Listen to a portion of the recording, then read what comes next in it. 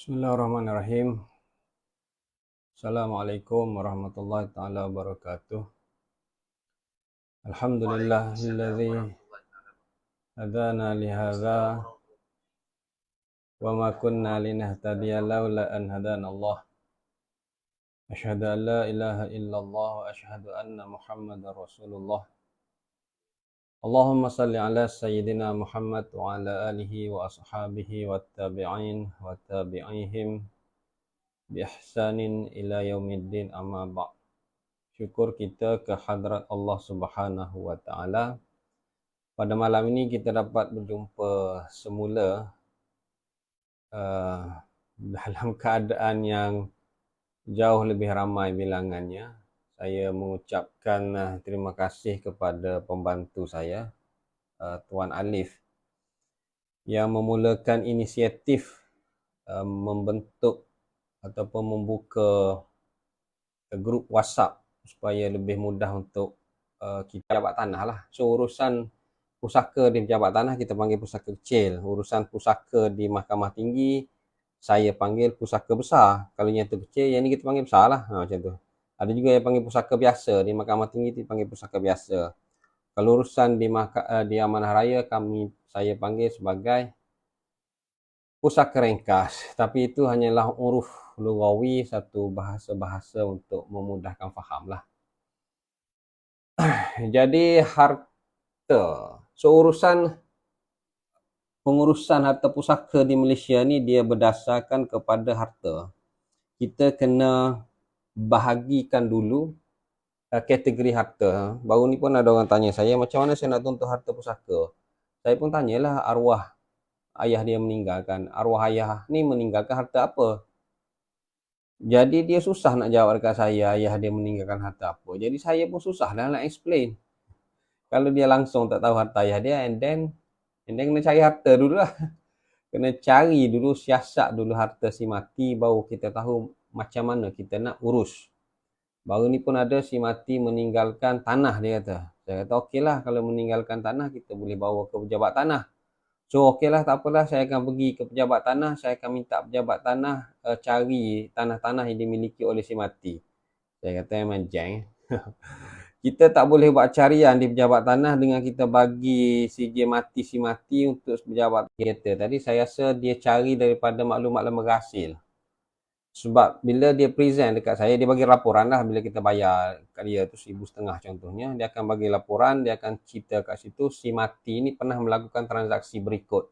Dia pernah membeli hartanah-hartanah berikut dan dia pernah polis Kelantan juga dia. So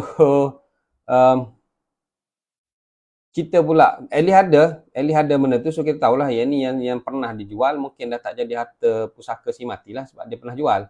Yang mana dia pernah beli tu, kalau kekal lagi milik dia, jadi harta pusaka dia lah. Kita pula kena buat carian, kalau nak uruskan di borang A nanti kena buat carian rasmi, tapi kalau nak mula-mula buat carian, mungkin boleh buat carian persendirian lebih murah. Tapi kalau buat carian persendirian, lepas ni kena buat carian rasmi juga. Tapi kalau buat awal-awal carian rasmi, takut expired pula, sebab lama sangat.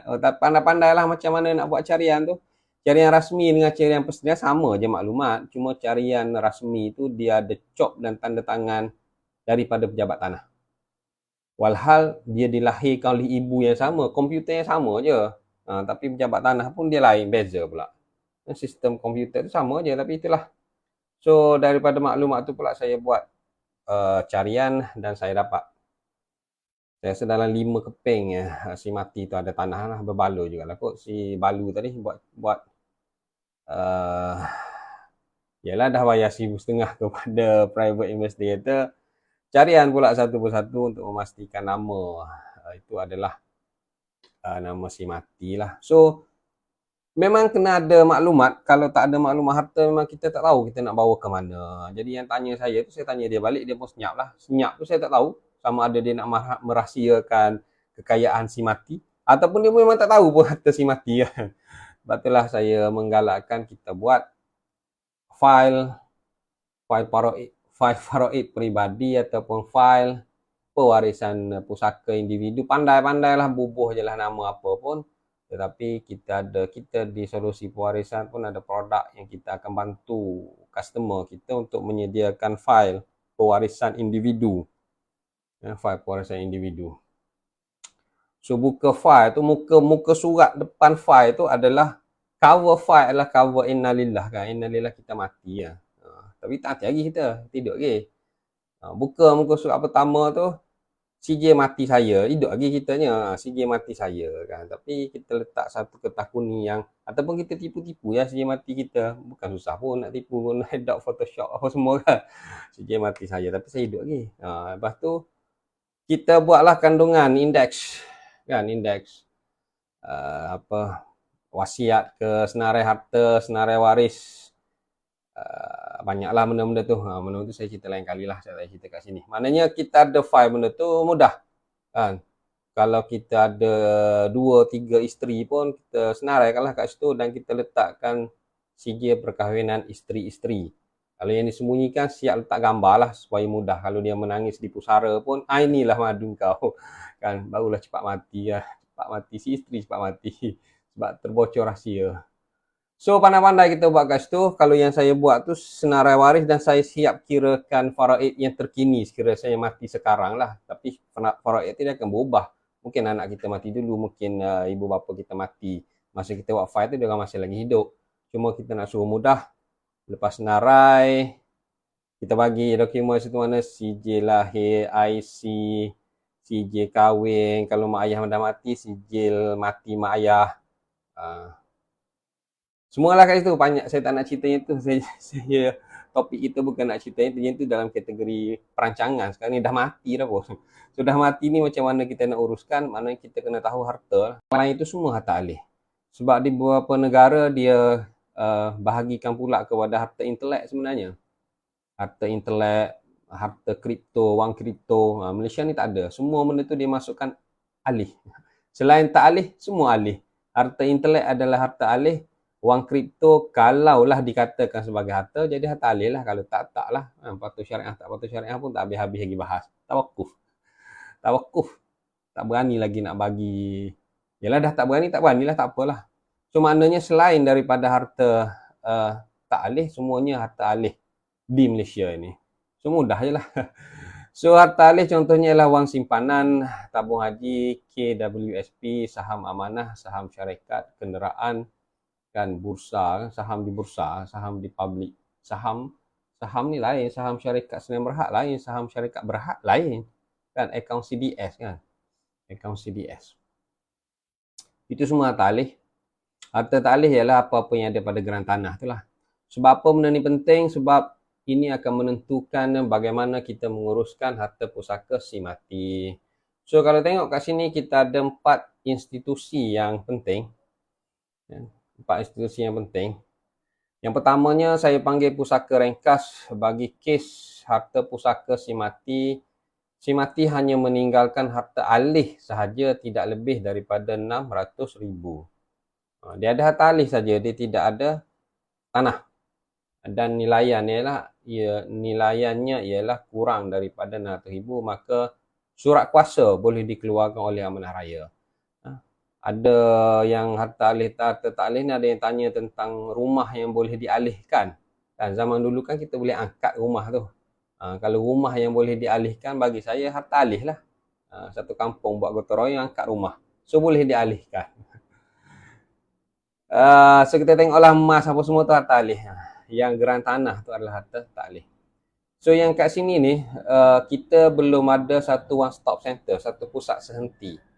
Kalau nak cari one stop center, saya kena iklan lah. Cari peguam, pejabat peguam adalah one stop center. Itu iklan murah-murah kepada peguam. Cari office cari office solusi pun one stop center. One stop center yang dimaksudkan ialah kita tidak ada satu tempat yang boleh mengeluarkan perintah terhadap apa saja kes. Tak ada. Setiap institusi tu dia ada fungsi masing-masing dan setiapnya akan mengeluarkan perintah ataupun surat kuasa mengikut bidang kuasa masing-masing. Amanah raya ni kadang-kadang dia claim juga sebagai satu pusat sehenti. Memang betul. Kalau pergi ke amanah raya memang dia boleh uruskan juga. Tetapi dia tak boleh keluarkan surat perintah bagi yang dia tidak berbidang kuasa. Dia cuma urus. Sama ada kita lantik dia menjadi pentadbir dan sebagainya lah. So amanah raya yang akan bawa kes ke pusaka kecil, ke ke pusaka besar. Macam itulah lebih kurang. Tapi yang saya cerita kat sini fungsi amanah raya untuk mengeluarkan surat kuasa. Di bawah seksyen 17 kan. Surat kuasa itu amanah raya hanya akan jika si mati hanya meninggalkan harta alih dan tidak lebih daripada 600,000. Mana dia ada duit, dia ada kereta kan, mungkin bukan Ferrari lah, mungkin bukan BMW i8 ke apa, ke mana bawah 600,000 lah. Kalaulah si mati ada tanah, maka pengurusan harta pusaka itu perlu dibawa ke unit pembahagian pusaka kecil JKPTG. Yang ni yang kita akan bahas dalam tajuk pusaka kecil lah. Yang ni lah sebenarnya. Yang saya tak pasti berapa lama, berapa kali kelas. Tapi kita akan cerakinkan, kita akan narrow down tentang urusan di pusaka kecil. Mungkin ada juga pegawai pusaka yang join kelas online saya ni, saya pula malu. Dia dah pegawai pusaka join juga kelas ni, saya nak cerita hal dia pula. Saya minta maaf kalau ada pegawai pusaka, kalau saya ada tersalah. So kita akan cerita tentang pusaka kecil dalam tajuk kita bersama-sama selepas ini. Maknanya urusan bagi peninggalan si mati yang ada tanah, yang mana nilai keseluruhannya ialah tidak lebih daripada 2 juta, yang mana si mati tidak meninggalkan wasiat. Kalau meninggalkan wasiat, dia kena pergi ke pusaka besar sebab dia pergi probate. Dia tak ada wasiat, kemudian harta dia ada tanah dan bercampur juga yang lain, so tidak lebih 2 juta, dia kena pergi ke pusaka kecil lah.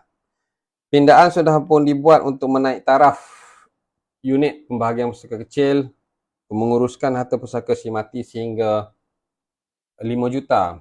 Pindaan sudah pun diluluskan, tetapi pewartaan pelaksanaan itu belum, kerana mungkin prasarana tak cukup, mungkin pegawai-pegawai tak cukup, bangunan tak cukup, macam-macam lah. Dia punya main e-tag pun yalah macam tu je lah. Siapa-siapa yang ada pengalaman adalah pengalaman kan.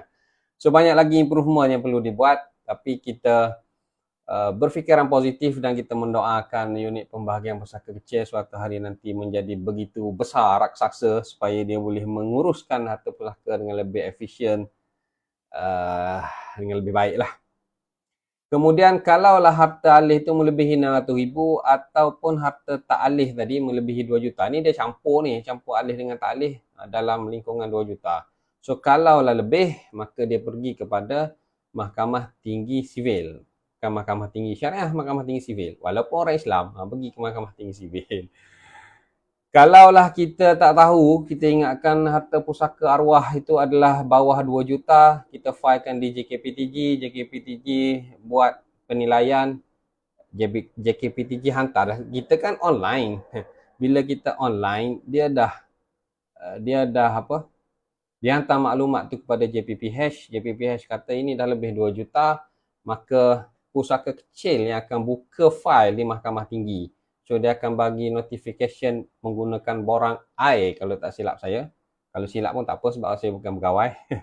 Dia akan bagi borang itu dan dia akan buka pemfailan di Mahkamah Tinggi di tanah yang paling besar nilaiannya di negeri mana tu. Kalau di negeri Selangor contohnya, dia akan buka di Mahkamah Tinggi Shah Alam lah. So kalau ada berlaku perubahan kes daripada pusaka kecil ke pusaka besar, kami ataupun saya panggil fail pindah. Istilah dia fail pindah. Fail yang dipindahkan daripada JKPTG ke Mahkamah Tinggi. Sebab JKPTG ni ramai boleh buat, runner pusaka ramai kan. Tuan Mizi runner pusaka boleh buat, tapi bila ke Mahkamah Tinggi dipindahkan ke Mahkamah Tinggi, maka cepat-cepatlah lantik peguam, sebab kadang-kadang peguam dapat dalam keadaan last minute. Ialah sebab pemindahan itu berlaku kan, sedangkan pemfailan kena buat di Mahkamah Tinggi itu dia agak banyak dan dia different lah daripada JKPTG yang menggunakan borang. Kat sini ni dia menggunakan affidavit, exhibit dan sebagainya lah. Kadang-kadang terlambat dan kita minta postpone, kemudian panggil sekali lagi dan sebagainya lah. Itu kita panggil. Manakala kita boleh agak lah, tapi agakkan kita tu kadang-kadang lari kan. Kita ingatkan 1.8 juta je harta, rupanya 2.5. Itu normal tu 1.8 dengan 2.5 kan. Tapi baru ni 7-8 keping geran tanah arwah ayah dia.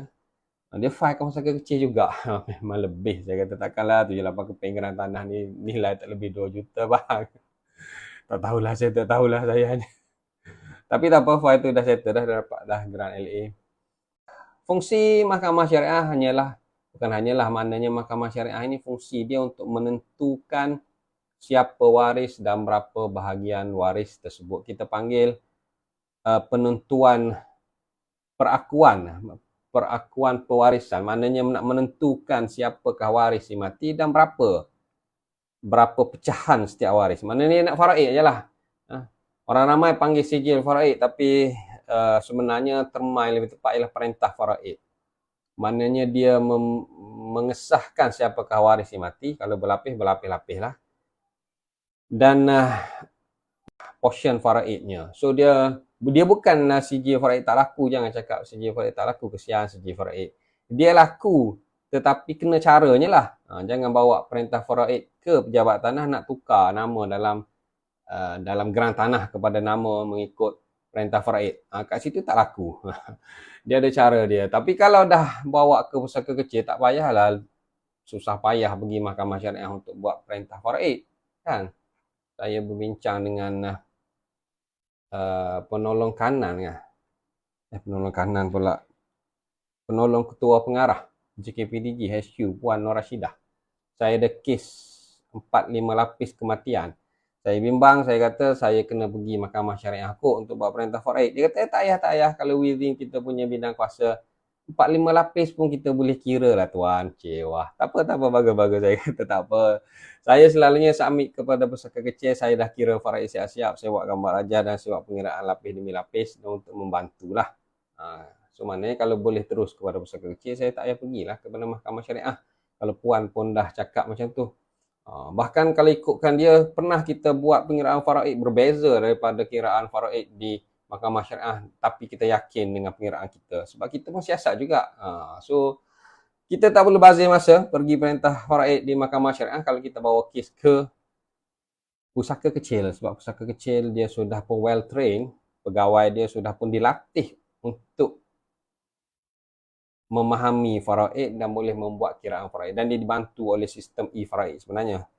Tapi sistem tu kadang-kadang dia orang tak guna pun. Sistem tu hanyalah untuk membantu. Tapi yang pentingnya mereka ini memang pakar faraid, ditrain oleh Maha Guru Faraid kita, Ustaz Wan Abdul Halim lah. So, kemana nak pergi? Tengok kepada harta tadilah. Dan tengok kepada nilaian harta. Kemudian kita ada pula dia panggil syarikat-syarikat amanah. Syarikat-syarikat amanah ni sebenarnya bukan tempat untuk keluarkan surat kuasa. Syarikat-syarikat amanah ni sama ada membantu yang hidup untuk membuat instrumen ataupun membantu waris bagi menguruskan harta pusaka orang yang sudah mati. Maka syarikat amanah ni fungsi dia lebih kurang macam amanah raya juga. Cuma amanah raya dia ada kuasa untuk keluarkan surat kuasa dia sendiri. Tapi syarikat amanah ni dia yang swasta. So kita ada beberapa pula syarikat amanah. Saya bukan nak iklan, tapi saya kena sebut juga sebab orang kadang-kadang tak faham syarikat amanah tu apa pula. Syarikat amanah contohnya Salihin Trustee, Wasiah Shop, My Angkasa Amanah, Awaris, Rakyat Trustee Berhad. Itu antara yang syariah compliance lah. Berbanding juga syarikat-syarikat amanah lain yang bercampur. Contohnya CIMB Trustee, Maybank Trustee, itu RHB Trustee, itu dia bercampur sikit. Sebab dia tidak ada Islamik kat situ. Tapi yang betul-betul syariah compliance, saya boleh katakan 5 itulah antaranya. Salihin Trustee, Wasiah Shop, Awaris, My Angkasa Amanah, dan Rakyat Trustee Berhad. So, fungsi syarikat amanah ni dia nak membantu orang awam menguruskan harta pusaka si mati ataupun nak membuat instrumen semasa dia hidup. Dan macam peguam-peguam syar'i pun saya syorkan supaya mudah dia menjadi ejen sahaja kepada syarikat amanah. Sebab kadang-kadang dia punya dokumentasi tu dia agak complicated. So lebih baik jadi ejen saja, daftar dengan syarikat amanah, dan bila dapat kes biar syarikat amanah yang buat. Tu kan. Sebab kadang-kadang dia melibatkan dokumentasi hartanah yang terlalu kompleks. Kita tak nak peguam syar'i buat hibah hartanah, tapi buat hibah daripada tanah bukan Rizal Melayu dihibahkan kepada tanah Rizal Melayu dihibahkan kepada bukan Melayu. Tanah low cost dihibahkan kepada yang tak layak pun beli low cost. Hibah aja, asal hibah aja. Jadi kita bimbang benda tu baik kita buat dengan syarikat amanah, jadi ejen syarikat amanah ataupun ataupun kobruk dengan peguam sivil lah kan. Bukan kita nak ni sangat, tapi itu antara yang kita bincang. Saya pun bincang dengan JKSM dah banyak pihak minggu lepas, dengan ilkapnya apa semua. Ini dilantik pula oleh Jawhar. So tak apalah, saya buatlah kerja saya. Ada kepercayaan, maka kita buat kerja sebagaimana yang diberi kepercayaan. Itulah maknanya antara benda yang kita nak tackle supaya benda tu berjalan lebih lancar dan smooth, dan tidak ada frustrated order, tidak ada kesilapan-kesilapan, maka dia perlu bekerjasama lah. Kena bekerjasama sebab kita bukan tahu semua benda. Saya pun banyak tak tahu kan. Saya pun banyak lagi kena belajar kan. Duduk bersama dengan hakim-hakim malu sebab kita tak pandai nak baca kitab-kitab Arab. Kita baca kitab Arab semua, baris akhir kita mati kan. Lepas ni saya kena jumpa Ustaz Hafiz ni, dia 7 tahun berada di Riyadh. So adalah. So tak apa, kita sama-sama tambahkan ilmu masing-masing. So ini di Amanah Raya. Amanah Raya kalau ikut SOP yang diberi kepada saya, tapi mungkin SOP ini berubah. Mana-mana yang mengetahui boleh komen dan boleh bagi feedback. Yang saya tahu, kalaulah tuntutan di Amanah Raya itu melebihi 100,000, maka Amanah Raya meminta waris dapatkan dulu perintah faraid. Ataupun saya tulis kat sini sijil faraid lah. Tapi kalau bawah 100,000, maka memadai dengan dia panggil siasatan yang dibuat oleh pegawai Amanah Raya. Sebab di Amanah Raya juga ada ustaz-ustaz yang faham faraid dan boleh kira faraid. Dia ada yang khusus bahagian tu.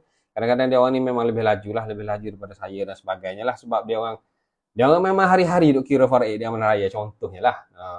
Tapi SOP ni SOP dalaman, mungkin diubah, mungkin jadi 150,000, mungkin jadi 50,000. Cuma yang masa saya tulis slide ini tak tahu berapa tahun lepas lah. SOP-nya ialah 100,000, 100,000 lah sebagai tu. So ini boleh tanya balik dengan Amanah Raya lah. So nak tak nak kadang-kadang kena pergi kena pergi ke mahkamah syariah untuk dapatkan perintah faraid, kemudian bawa perintah faraid tu ke Amanah Raya untuk Amanah Raya keluarkan surat kuasa kita panggil. Itu bagi yang rengkal lah sebab dia tidak ada tanah. So di pembahagian pusaka kecil, unit pembahagian pusaka kecil bagi harta ta'alih dan ada harta alih. Harta alih tu kita boleh masukkan sekali dengan harta ta'alih tadi sebab dia ada harta ta'alih. Asalkan nilai dia 2 juta dan kita tidak perlu kepada perintah faraid. Kalau kita buat perintah faraid, kita pergi juga kat sini, maka kita telah merugikan masa. Sebab bila kita bawa submit borang A di bahagian pusaka kecil, kita pun tunggu, saya rasa mesti lebih 6 bulan lah. Tapi mungkin saya tak tahu kalau tempat-tempat yang tak sibuk kan. Saya rasa yang sedang panggil saya sekarang file-file yang saya submit pada bulan 12 tahun lepas. Ini dah bulan 9 tahun ni. Tapi mungkin ada juga file bulan 1 kot. Tengok tempat. Tengok tempat. Bukan saya nak merendahkan unit pembahagian pusaka kecil. Saya bercakap berdasarkan apa yang saya sedang handle sekarang lah. Yang saya submit bulan 11, bulan 12 memang sedang dipanggil. Yang submit tahun ni tak panggil lagi rasanya. Kalau ada pun bulan 1, bulan 2. Maknanya memang dia orang queue terpanjang. Dan sebelum kita submit, kita pergi pula buat faraid di mahkamah syariah. Maka bertambahlah panjangnya perkara yang tidak perlu. Cumanya tidak memerlukan sijil faraid. Perintah faraid ini saya pernah juga beberapa kes yang memang unit pembahagian pusaka kecil memerlukan perintah faraid. Sebab si mati meninggalkan isteri, bukan isteri lah, bekas isteri yang dia bercerai di Narathiwat. Di Narathiwat ke di Patani, saya tak ingat lah. Dia bercerai di Thailand lah, dia bercerai di selatan Thailand, dan perceraian itu tidak pernah disahkan, tidak pernah didaftarkan di Malaysia. Maka kes tu dibawa ke unit pembahagian pusaka kecil. Bukan saya bawa, orang lain bawa, lawyer lain yang bawa. Unit pembahagian pusaka kecil tidak boleh meneruskan kes lah, tapi unit pembahagian pusaka kecil dia bagi juga borang F. Tapi dia notakan kat situ, kita tidak boleh teruskan dengan borang P dan sebagainya, dan kita tidak boleh membuat perakuan pewarisan apa-apa, sehinggalah surat perceraian si mati dengan bekas isteri dia tu didaftarkan dah. Sebab dia kata bila tak daftar ni, kita nak kira bercerai ke tak bercerai. Kan? Nak kira bercerai ke tak bercerai. Si mati tu dah lama dah sebenarnya dia dikatakan sebagai bercerai dengan bekas isteri dia tu. Sebab yang bawa tu ialah anak dia pun dah besar. Dia kata masa saya sekolah rendah lah mak dengan ayah saya bercerai. Tapi saya duduk dengan ayah. Dengan mak ayah bercerai, saya duduk dengan ayah. Mak saya pun dah ada suami baru sekarang. So bila ayah mati ni, dia ingatkan mak dia tak dapat lah sebab bercerai kan. Dia hanya bawa sijil, bukan maknanya perakuan perceraian di Thailand tu lah. So saya bawa kes tu di Mahkamah Syariah KL untuk mendaftarkan perceraian tersebut, tapi malangnya perceraian tidak dapat didaftarkan sebab Yang Arif Hakim mengatakan, saya rasa Dewan 2 masa tu, nama apa Yang Arif dia, mengatakan bahawasanya perceraian tidak berlaku. Sebab apa yang didaftarkan di Thailand itu, dia kata perceraian ini sebab pemohon itu, si perempuan itu, isteri itu memohon untuk bercerai secara ta'liq berdasarkan lafaz ta'liq suami dia. So lafaz ta'liq suami dia, kita buka balik lah. Kita buka balik file, kita tengok lafaz ta'liq wilayah kan. Lafaz ta'liq wilayah atau mana-mana negeri di Malaysia lebih kurang je. Sekiranya ta'liq ni dia baca selepas akad nikah tu lah. Lepas akad nikah saksi kata sah, barulah wali kata sah kan. Saksi dulu kata sah. Sah. So bersyukurlah jadi suami isteri. Lepas tu suami kena baca. Walau tak baca pun tak apa sebenarnya. Tapi malu lah kan kalau tak baca kan. Tengah-tengah proceeding kan. Tengah kahwin. Kawan tengok kan dengan kamera dengan apa. So suami pun membaca ta'liq itu. Dan menandatangani lah dengan happy-nya menandatangani kan. Sebab untuk menjaga kebajikan isteri. Sekiranya saya meninggalkan isteri saya selama 3 bulan Komariah berturut-turut dan saya tidak menafkahkan dia sedangkan dia taatkan saya, maka selepas itu dia mengadu ke mana-mana mahkamah syariah dan membayar RM1 bagi pihak saya, maka tertalaklah isteri saya dengan talak 1 secara khuluk. Gitulah lebih kurang dia punya wording. Jadi dekat situ maknanya isteri ni mudahlah untuk pohon cerai secara ta'liq. Apabila sudah pun berlaku syarat yang ditaklikkan tadi, syarat yang mauquf tadi, yang suspended, yang ditaklikkan tadi, tertakluk tu berlaku, iaitu meninggalkan isteri 3 bulan Komariah berturut-turut, tidak menafkahkan dia sedangkan dia taatkan saya. Macam tu. Maknanya tak ada no shoes lah, taatkan saya. Jadi dia pergi bawa benda tu ke, ini lari sikit daripada tajuk tapi just nak ceritanya tentang perintah faraid tadi. So dia pergi dapatkan perceraian tu di Thailand, di Majlis Agama Islam Naratiwat ke Majlis Agama Islam Patani ke, saya pun tak berapa tahu. Di Thailand tu saya jarang-jarang saja pergi, berbahaya juga untuk pergi selalu-selalu. So dia dapatkan, saya tak ingat fakta dia, saya rasa tu je lah, Naratiwat ataupun Patani. Kemudian Majlis Agama Islam tersebut mendaftar, mengesahkan perceraian tersebut. So bila saya bawa ke mahkamah Kuala Lumpur, Mahkamah Syariah Kuala Lumpur, dia katakan dalam ta'liq tu disebut si isteri tadi dia pergi mengadu di mana-mana mahkamah syariah. So Tuan Tamizi, so Majlis Agama Islam Naratiwat ni mana-mana mahkamah syariah ke Tuan? Jadi saya dah terkena dekat situ. Saya dah agak dah sebenarnya. Saya dah agak dah bila hakim tu mesti tanya soalan ni. Masa tu hujahan submission bertulis dan saya buat juga secara lisan lah sebab hakim sudah suruh juga berhujah secara lisan. Walaupun saya dah jang lah sebenarnya. Saya rasa ini memang tak sena ni saya ni. Kemudian hakim bertanya, macam mana tu? Jadi saya pun kata, iyalah sebab tu saya bawa ke mahkamah untuk tuan putuskan. Kalau tak sah lah tuan. Kalau sah perceraian sah lah. Saya tak ada masalah tuan. Saya nak kira faraid je dan nak bagikan urusan di pesaka kecil tuan. So saya pulangkan balik sebab saya kata memang itulah fakta dan itulah yang saya present pun. Saya bukannya memohon supaya disahkan perceraian. Saya adalah pohon untuk mahkamah keluarkan dia punya perintah, betul ke tak betul benda tu. Kalau lah dia isteri, maka isterilah. Maka Yang Arif mengatakan perceraian tidak berlaku kerana mengadu itu bukan di mana-mana mahkamah syariah, tapi mengadu di Majlis Agama Islam di luar Malaysia, yang itu bukan mahkamah syariah. Mahkamah syariah ni dalam Malaysia ni lah mahkamah syariah. Cuba lihat definisi mahkamah syariah section 2 ke apa, dalam nama pentadbiran ke apa, macam-macam lah pula ada syarah kat saya kat situ. So apa yang saya nak kata, maknanya Isteri tadi yang dah belasan tahun bercerai, maka dia masih lagi isteri. Dan lepas tu kita bawa balik perintah faraid. Kita filekan pengesahan cerai, dapat pengesahan cerai baru kita filekan pula perintah faraid. Jadi 2 file di Mahkamah Syariah. Pengesahan cerai di Dewan 2, perintah faraid di Dewan 4. Lepas tu kita bawa pula pengesahan tidak bercerai sebenarnya ke pula Dewan 4. Dewan 4 kata maka dapatlah dekat isteri 1/8. Bawa pula perintah tu kepada unit pemberian pusaka kecil. Pusaka kecil dapatlah juga kepada isteri tu, dia endorse je lah. Tapi isteri pun dah ada suami. So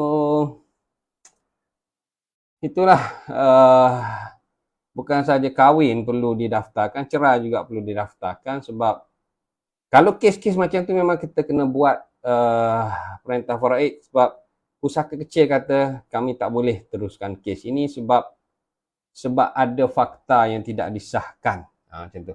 Tapi kalau tak ada apa-apa isu, kalau sekadar berlapis 6-7 lapis pun, ikut Puan Nur Rashidah tadi, boleh saja bawa ke unit pembahagian pusaka kecil. Jangan rugi masa bawa ke mahkamah sebab dah tak ada isu, semuanya ada. Mana yang cerai ada sijil cerai, yang nikah ada sijil nikah, yang mati ada sijil mati, maka bawa je lah pusaka kecil, kita akan kira. Dan kalau nak memudahkan peguam bantu pegawai pusaka kecil tu dengan buat pengiraan lah. Sebenarnya tak ada pun dalam orang A suruh buat pengiraan, tapi kita bantu. Itulah rana pusaka yang hebat, rana pusaka yang siap buat kiraan faraid. Tapi cara kita present benda tu kepada pegawai pusaka, jangan cara nak menunjuk-nunjuk. Nanti dia kata belagak pula dia ni, mentang-mentang faraid. So kita just present dengan rendah diri lah untuk membantu pegawai tu. Itu lain pula, itu cara kita present lah. Kalau kita present cara bongkak kita, memang kita tidak dibenarkan masuk dewan. Panaslah kita dengan tie-nya, dengan blazernya. So nak cakap dengan unit pembahagian pusaka kecil tidak memerlukan perintah faraid. Ini adalah proses pengurusan harta pusaka kecil. Dia agak kecil sebab saya sekarang share yang dalam pub HTML5. Bukan saya share daripada laptop saya. Saya share kat sini, dia combine 2 slide. Tapi tak apalah, boleh rujuk kembali. Yang pertamanya kita kumpul maklumat dan dokumen. Itulah. Ni maklumat dan dokumen ni kita kumpul.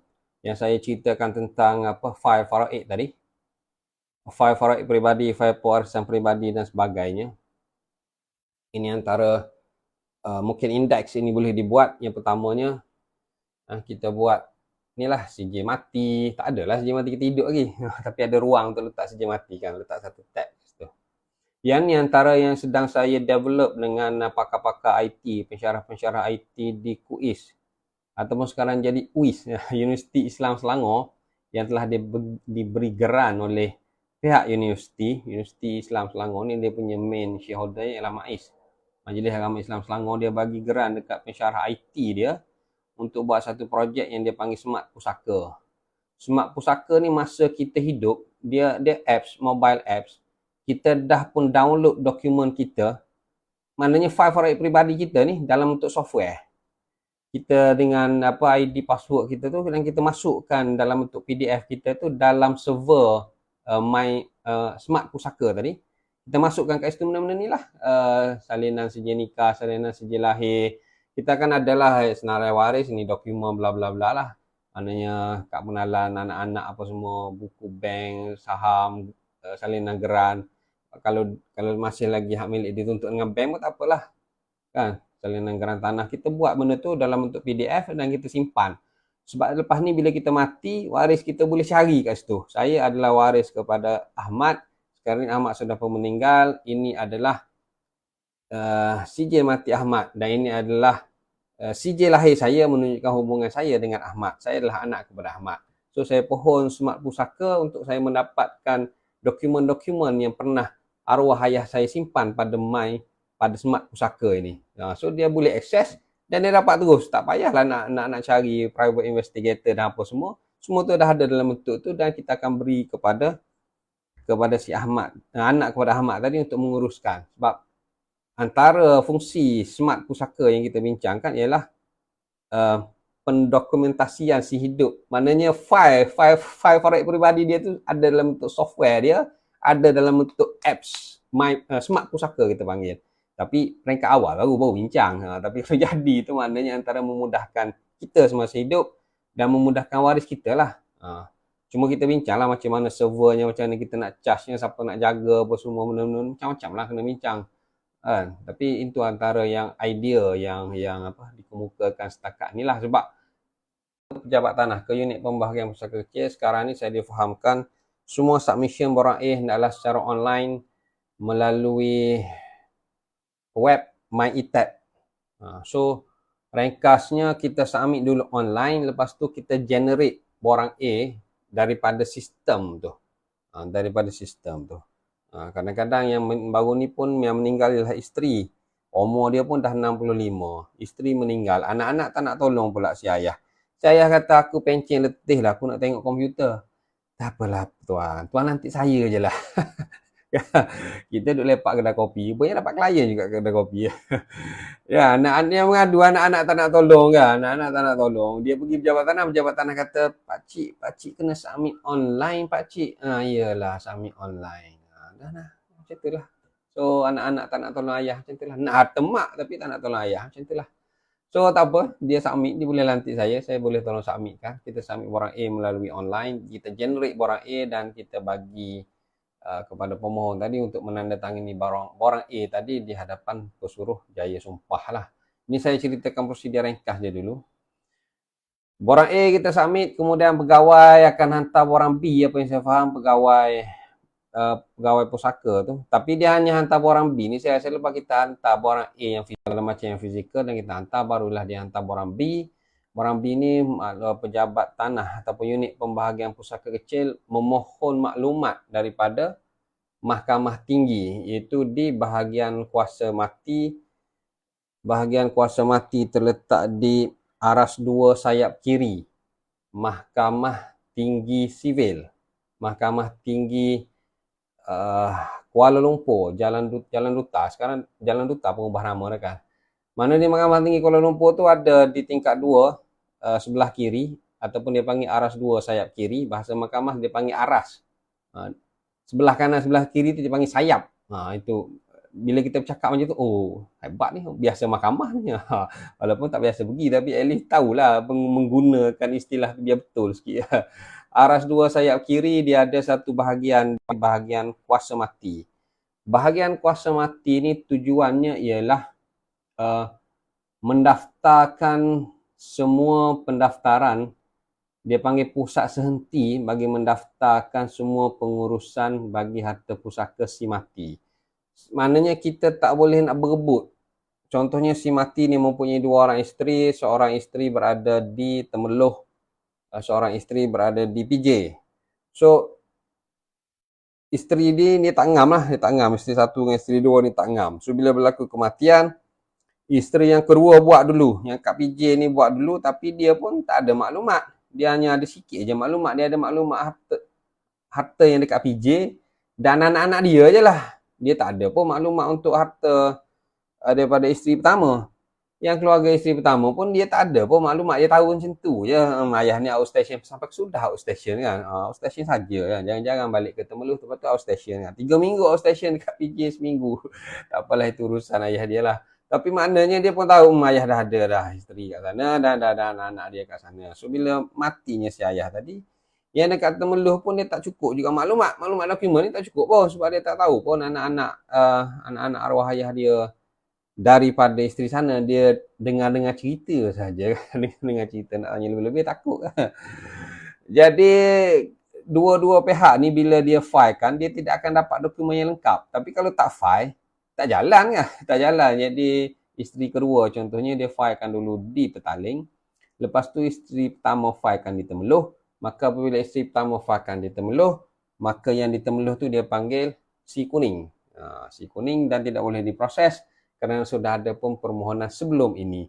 So kerja untuk detect pemfailan tadi, sebab semua pemfailan ni dibuat masing-masing, sama ada di Amanah Raya ataupun di unit pembahagian pusaka kecil ataupun di Mahkamah Tinggi Sivil, semuanya akan membuat laporan ke bahagian kuasa mati. Bahagian kuasa mati ni ditubuhkan pada tahun 1946 dari segi rekodnya. Sebelum 1946 tak ada rekod kan. Baru ni saya dapat kes harta pusaka Nakhoda Yusof kan. Nakhoda Yusof mati 1912. so tak apalah, itu cerita-cerita yang lain.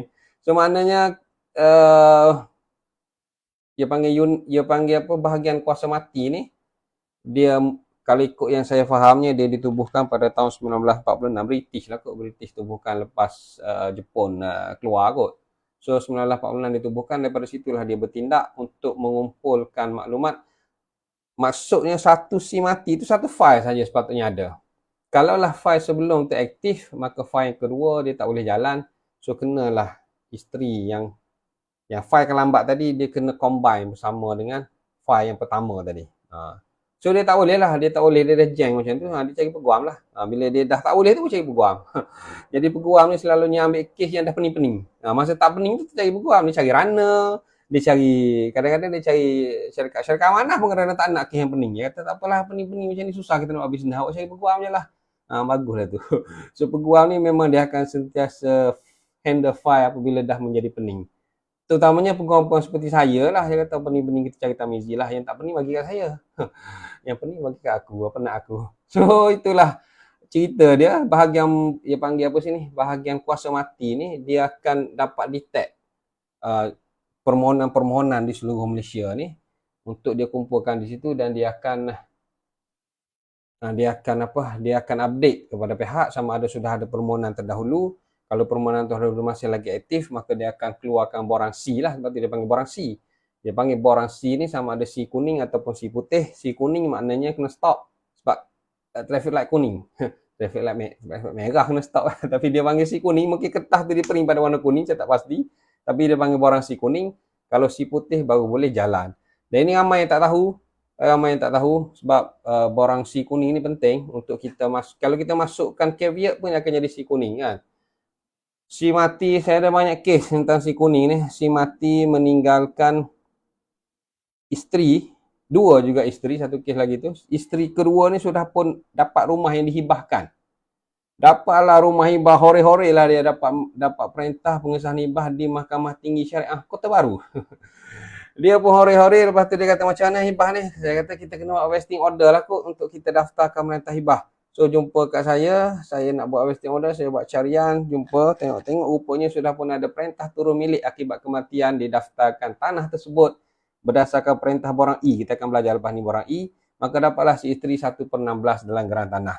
Baru je beberapa hari lepas sujud syukur kan menang perintah pengesahan hibah di Mahkamah Syariah. Sekarang ni kena struggle sekali lagi sebab dah tukar pun nama pada geran tanah mengikut faraid, sebab pihak yang satu lagi tu dia sudah culas, dia sudah lari daripada sistem mahkamah tu, dia pergi cepat-cepat ke pusaka kecil pun jalan lah sebab ada borang si putih. Sebab sistem yang di Mahkamah Syariah tu tidak didaftarkan di pusat senti bahagian kuasa mati. Jadi kalau berlaku macam tu, sepatutnya peguam syar'i dia kena filekan caveat, barulah benda tu jadi C kuning. Tapi ramai peguam syar'i tak buat. Sebab itulah kena ada ilmu macam ni supaya biar tally benda tu, supaya syukurnya menang hibah tu, syukur sungguh. Syukur dah menang, tapi macam mana? Tapi akan jadi susah, kita kena buat rayuan dan macam-macam cerita lah. So saya ingat saya setakat tu dulu untuk saya hari ni, malam ni. Saya akan sambung tentang borang B, borang C ni, si putih, si kuning ni dalam minggu depan. Dan perkara ni memang sangat-sangat sangat-sangat crucial lah, sebab banyak yang berlaku di sana apabila gagal untuk memfilekan caveat pusaka, menyebabkan berlaku pecanggahan harta yang sama tetapi terdapat dua perintah yang menyebabkan kezaliman telah berlaku, ketidakadilan telah berlaku, kecerdikan satu pihak telah memanipulasikan pihak yang lain. Sebab yang satu lagi pun dia tak berapa cerdik lah. Sebab dia tak faham benda tu. Yang cerdik tu pula walaupun dia kalah kes, dia pandai.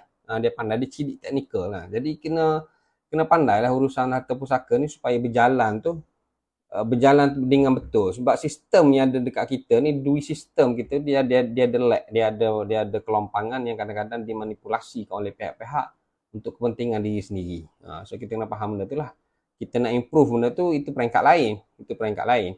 Peringkatnya ialah kita kena bincang lah. Kadang-kadang benda boleh gaduh buat apa buat apa buat apa bincang kan. Tapi benda tu kena bincang dalam proses lah macam mana nak settlekan benda tu. So saya ingat itu saja untuk malam ini. Kita apa yang baik datang daripada Allah Subhanahu Wa Taala, apa yang kurang itu kerana kelemahan saya sendiri, saya mohon maaf. So kita tutup. Kalau ada soalan boleh tanya, dan boleh tanya juga dalam WhatsApp group tu. WhatsApp group tu tanya aje. Kalau bukan saya jawab, orang lain yang jawab. Ini Ustaz Razim boleh jawab. Mizi Ismail boleh jawab. So dalam grup WhatsApp tu boleh tanya apa-apa soalan. Kalau saya tak sempat jawab, orang lain boleh tolong jawab. Hanya berkongsi perkara yang baik untuk kepentingan kita bersama. So kita tutup dengan membaca tasbih kafarah dan surah Al-Asr.